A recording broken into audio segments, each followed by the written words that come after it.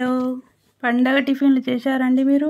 నేను చేస్తున్న కారపూస తయారు చేసుకుంటున్నా. కిలో బియ్యపిండి, జీలకర్ర 1 స్పూను, ఓమా 1 స్పూను, నువ్వులు ఒక చిన్న కప్పెడు, ధనియా పౌడరు 1 స్పూను, ఎల్లిపాయ 1 స్పూన్ వేసుకున్నా. కారపొడి, ఉప్పు ఏమో ఇట్లా చేత్తోనే కొలతతో వేస్తా. ఈ పెద్ద వంటలకు అట్లా స్పూన్తో అర్థం కాదు నాకు, అందుకని చేత్తోనే కొలతలతో వేసుకుంటా. వేడి నీళ్ళు పెట్టుకున్న ముందే, వేడి నీళ్ళు పోసుకొని ఇట్లా ఉప్పుడు పిండి తిరిగి వేసుకోవాలి. ఫస్ట్ వేడి ఉంటాయి కదా, చేత్తోని చేయరాదు, వేడి ఉన్నాయి నీళ్ళు బాగా, అందుకని ఇట్లా చెంచాతో ఉప్పుడు పిండి తయారు చేసుకున్నాక చన్నీళ్ళు జల్లుకుంటూ ఇట్లా ముద్దలాగా వేసుకున్న పిండిని, ఈ మురుకులు చేసే పిండే కానీ నేను కారాలాగా చేసుకుంటున్నా.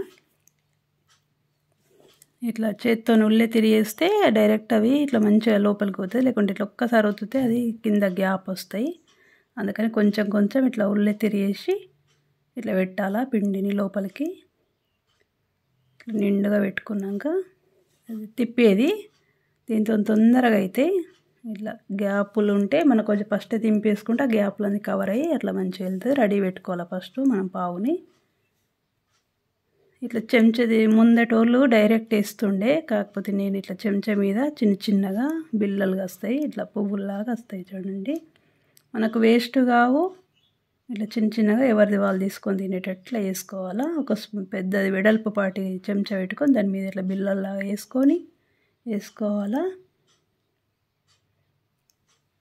ఇట్లా అన్నీ వేసుకొని ఇట్లా కాల్చుకోవాలి, 2 వైపులు తిప్పుకుంటూ కాల్చుకుంటే మంచి ఎరుపు రంగు వచ్చే వరకు కాల్చుకోవాలా.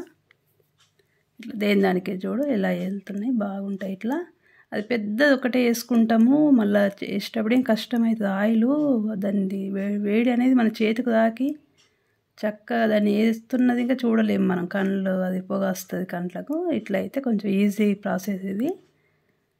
నేనైతే ఇట్లా వేసుకుంటా, మీకు నచ్చితే ఒకసారి మీరు ట్రై చేయండి. ఇట్లా బాగుంటుంది, ఈజీగా ఉంటుంది మనకు. ఇక పెద్దవాళ్ళు చేసేది ఒక్కటి గుర్తుంచుకొని చేస్తున్నా. ఇట్లా వేస్తుండే వాళ్ళ చేతు మాడిపోతుండే ఆ వేడికి, అయినా వాళ్ళకి అదే తెలుసు ఇక పాపం అట్లా చేస్తుండే. ఒకటి చూసుకుందాం, పెద్దవాళ్ళని గుర్తు తీసుకున్నది వేసేసి ఇవన్నీ ఇట్లా వేసుకొని పేపర్ మీద కొంచెం ఆ వేడి తగ్గేదాకా పేపర్ మీద పరుచుకొని అన్నీ గాలి చొరవని డబ్బాలో మంచిగా పెట్టుకోవాలి. ఇప్పుడు వర్షాకాలం కదా, తొందరగా మెత్తబడిపోతాయి. ఇలా స్టీల్ డబ్బాలో పెట్టేసుకున్నా నేను, గాలి చొరవద్దు.